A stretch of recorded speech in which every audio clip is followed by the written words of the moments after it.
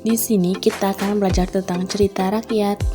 Pengertian cerita rakyat. Cerita rakyat adalah cerita yang berasal dari masyarakat zaman dahulu.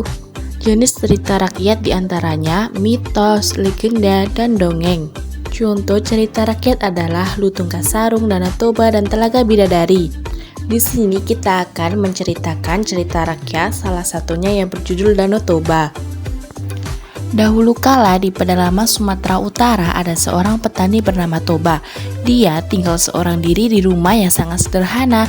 Kedua orang tuanya sudah sangat lama meninggal. Untuk memenuhi kebutuhan hidupnya, Toba bercocok tanam di sawah dan kebun peninggalan milik ayah ibunya. Masyarakat setempat mengenal Toba sebagai anak yang baik hati. Selain itu, Toba juga dikenal sebagai anak yang ringan tangan. Dia tak pernah tinggal diam melihat orang tua yang kesusahan. Pada suatu hari, Toba pergi ke sungai untuk memancing ikan. Setelah lama menunggu, Toba merasakan pancingnya ada yang menarik. Dengan sekuat tenaga, dia menariknya. Ternyata, yang ia dapatkan adalah seekor ikan yang besar. Toba langsung membawa ikan besar itu ke rumahnya. Sampai di rumah, dia meletakkan ikan itu. Dia pun keluar mencari kayu bakar, akan tetapi ketika dia kembali ke rumah, dia tidak menemukan ikan besarnya itu. Alangkah kagetnya, dia melihat seorang gadis cantik yang duduk di kursi. Toba langsung jatuh cinta kepada gadis cantik itu. Dia pun mengungkapkan isi hatinya dan mengajak gadis cantik itu menikah dengan dirinya.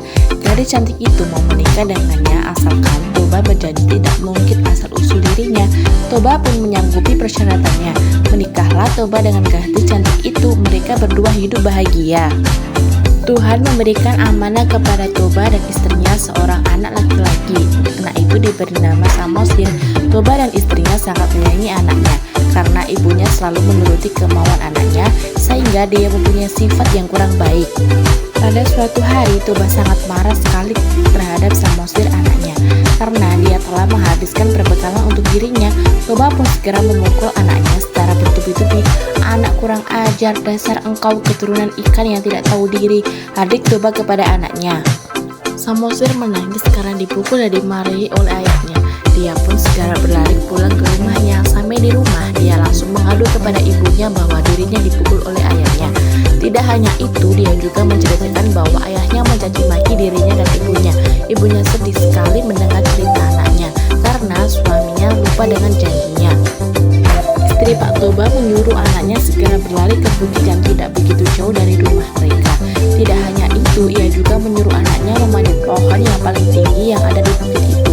Samosir mengikuti perintah ibunya. Dia berlari dengan cepat. Tidak begitu lama dia sudah sampai di bukit itu. Si ibu pun keluar dari rumahnya. Dari kejauhan dia melihat anaknya sudah sampai di bukit. Dia pun berlari menuju sungai. Tidak begitu lama dia sudah sampai di tepi sungai. Tiba-tiba cuaca berubah dengan cepat. Awan hitam menutupi tempat itu. Petir menggelegar dan hujan pun turun dengan lebat. Istri Pak Toba menjeburkan dirinya ke sungai. Seketika dia berubah menjadi ikan yang besar. Seketika air melimpah ruah kemana-mana.